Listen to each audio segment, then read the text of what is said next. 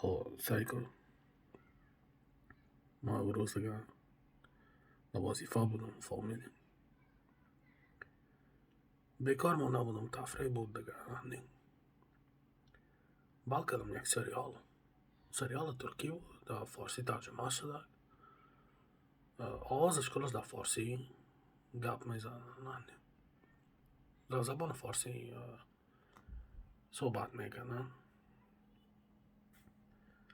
و یک رقم خیلی بود این سریال، فهمیدیم که یک نفرش آمد گپای خیلی میزن که من بخی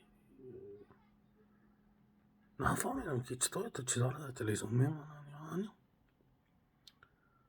خب که قصه شباری بکنم، یک نفر ریشکی، یک نفر ریشدار، قدش بلند، کالای رسمی در جانش آمد که یک بیبیگه گپ میزن. بیبی یک بیبیگه گپ میزن، گفت بیبی خاله میبخشید، مقصد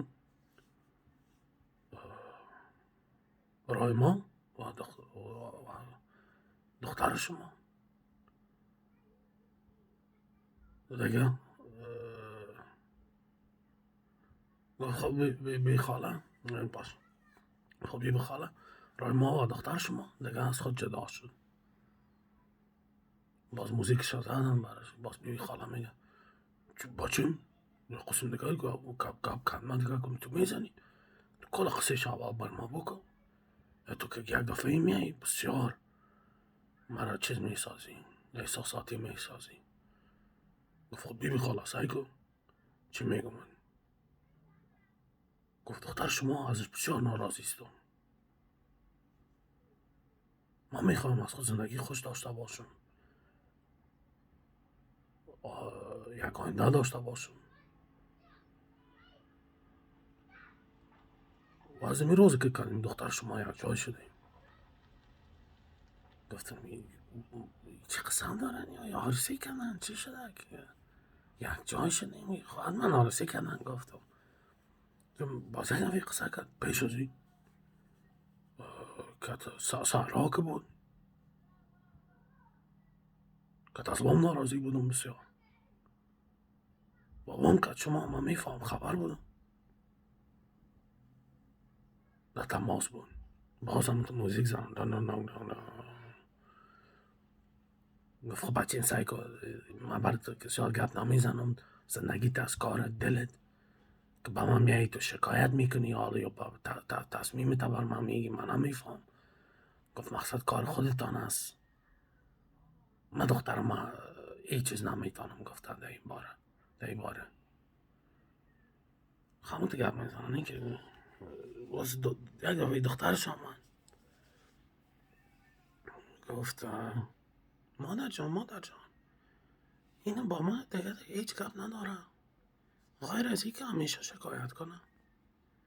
ما دیگه هیچ خیلی خوش نیستم از این زندگی خود کتازی، ما میخوایم جدا شو مادر جان دیگه. ما بابا هیچ چیز دیگه در زندگی نمانده و خدا خوش باشه مادر جان، چی بخواین با خود دیگه در یک امروزی ماست به نام بشینیم یک جای نام بخوریم قصه کنیم دیگه چیز نبوده. خود دخترم سعی کن من چی میگم. گفت آخر شما با خود بگوین، ما دیدیم شما بر هر کس میگین، شما با خود بگوین بین خود بشینین میشه قصه. آخر من این سریال تا نمیجا سعی کردم و هیچ قصه شم سعی نفهمیدم دیگه که چه گپ از عروسی کردن سهرا کیست. یعنی که ما قصه باز که بون که بسیار خیلی قصه دیگه. یعنی